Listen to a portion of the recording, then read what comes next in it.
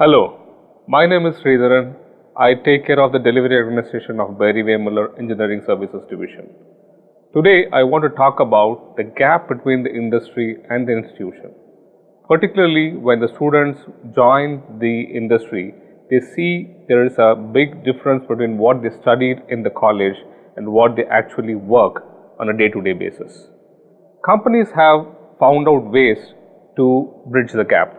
One of them is to do some internship, and many companies do follow that.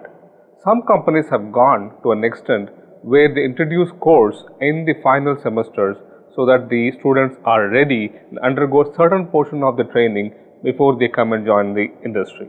One of the area that seem to be needing good amount of bridging the gap is CAD, particularly called computer-aided design.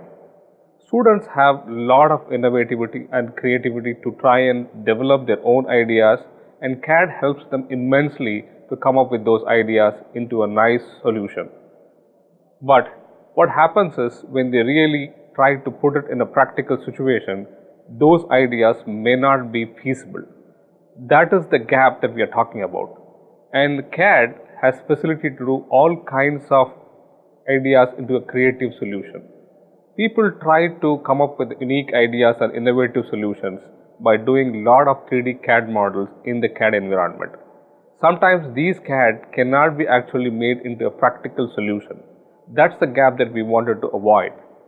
As a CAD manager in an industry, we have seen many students struggle when they come to industry and they think about in 2D and they try and do circles and holes instead of making them into a actual parts and actual pieces.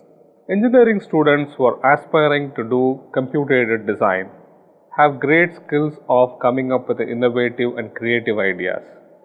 CAD helps them to come up with those ideas and show it to the world.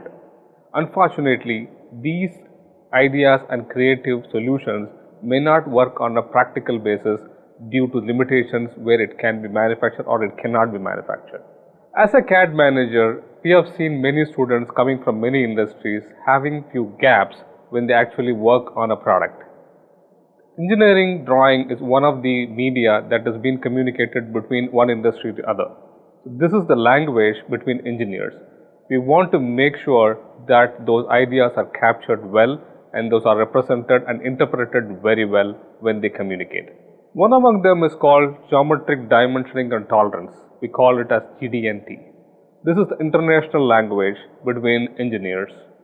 It has set rules, regulations, forms, tolerances, which has to be put in certain way so that the other engineer who reads the drawings is able to understand what has been written there, represented well, and so that he can actually use the drawing to make the part or build the part. GD&T is the exact language between engineers. Design engineers create drawings using GD&T. Manufacturing and production builds parts using GD&T, and the quality engineers do the quality assurance using those GD&T. The drawing which started with the design ends with the manufacturing and quality with the same interpretation so that everyone understands the exact dimensions given in the drawing. GD&T also needs uniformity.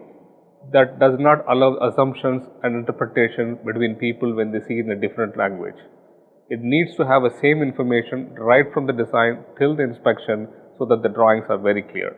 The other important thing is the dimensional units. We have two unit systems, one is imperial, the other one is metric. Many countries do follow the metric systems, but some countries even today follow the imperial systems. The students need to be aware of both the systems so that they can work in the companies like us where we are catering to the industry using both the metric and the imperial system. Children today use calculator for even small calculations. This is not only with children, it is true with the engineers too. They tend to use the software too much, but they are dependent on the software also. But when they come to the industry, they may have to use some basic calculation.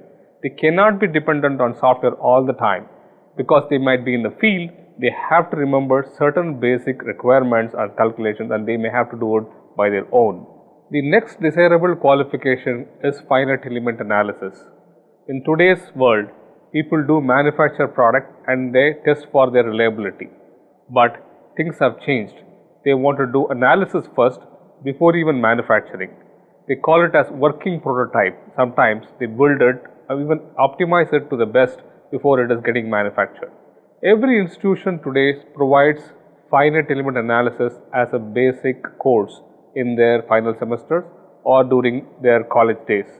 But that is very different from they actually use it in an industry level. The next activity is the mechanisms.